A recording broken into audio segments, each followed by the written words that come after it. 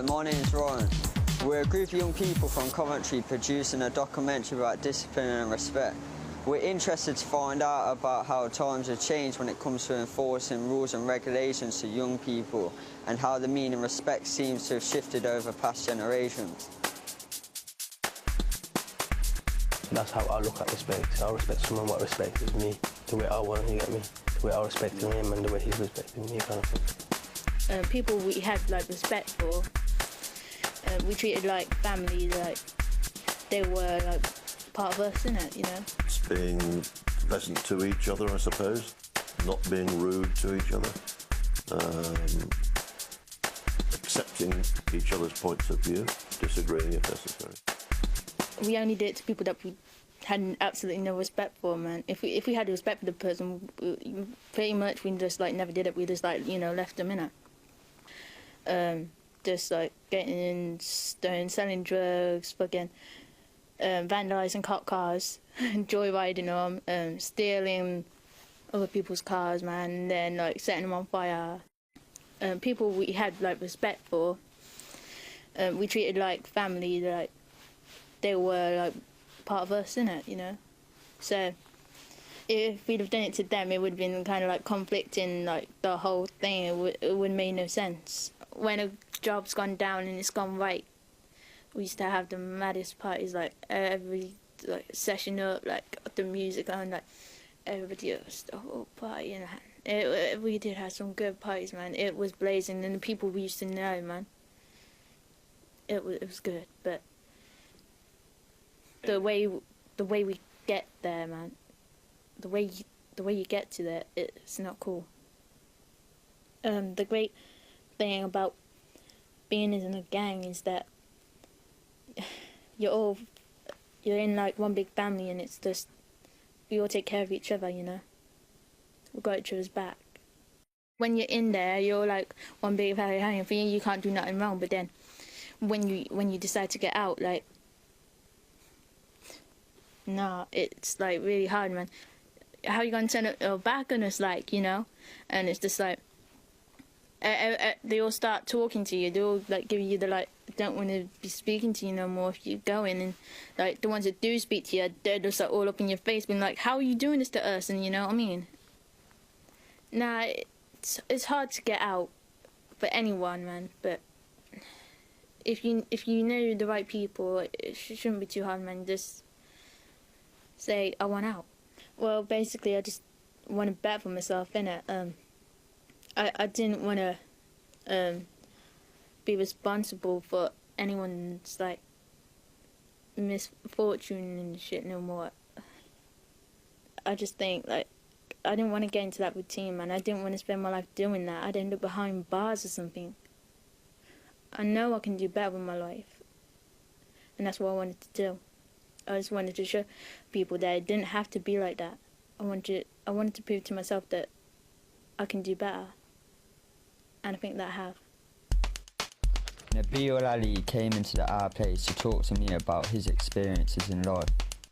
If you took part in any sort of crime, did you think of the consequences that may follow after, or if anyone was to be hurt during the act? No, not really. Not at that time. But now, obviously, I have, because I've been in a place where I've never been before. I've been to jail and stuff like that. I've never done before, and it's not a good place to be. If you was to get angry, how would you control it, or would you like to be able to control it?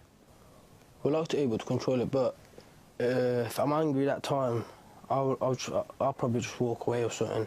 What sort of projects have you been involved with? Different ones, really, like our place. I've just finished a course and I'm starting a new course. I've done a health course. What did you get involved doing with the health course? We run for 5 weeks, and they tell us the right food to eat and the right stuff to use, like gym wears and stuff like that. And we finished it last week, and I've got a 3 months gym pass for free. Like, if you were to see yourself in 5 years from now, where would you like to be, or what would you like to have achieved in that time? I would like to have a good job and make some, like, do my college courses, have GCSEs and stuff like that, and earn some money what is legal money. What sort of advice would you give to someone in the same situation as yourself? Yeah, someone your age and maybe with the same anger issues, but if you were to come out of your shoes and to give them advice on how to maybe control it or go around things differently. Tell them that the place where I've been, jail ain't a place for good persons and that. Jail is the worst place you really want to be. You get me? This is the time where we should be getting what we wanted kind of thing, and we sorting our heads out and seeing, is this what we want? Is this how we're going to live? Is this how our life's going to be? And stuff like that. So them kind of advice is what I would have given them. And I would say to them, jail ain't a good life, man. My name is Sasha Zhou. Where are you from? I'm from Taiwan. We're next to China. What did you do in Taiwan? I was an English teacher in a secondary public high school. What is the difference between the kids in Taiwan and the kids in England? As I noticed, I mean, because I am not here for a very long time, I'm here for only 1 year. And what I noticed is, I think UK kids has more freedom. I mean, they can have more free will. The older people, they respect young people here more, much more, really. And so what I noticed is that probably those kids in UK are just take it for granted. Kasim went to interview Terry Angus to find out what he thinks about discipline and respect amongst young people. My name's Terry Angus. I'm a Connections personal advisor. I've been a personal advisor now for some 4 or 5 years. I'm working here in the Wood End, Henley Green and Manor Farm area. My role is to look after the unemployed people and try and secure training and employment opportunities for them. What sort of projects have you done so far to help improve discipline? We've looked at a lot of personal development courses. That's improving the individual's self-esteem. We'll look at how they talk to people, how they look at people, body language, all those kind of things. We've done a few programs, but it involves personal development as well as motivation, as well as self-esteem. So all those combined will hopefully help to improve. Terry, do you think young people have more respect for their friends than their family?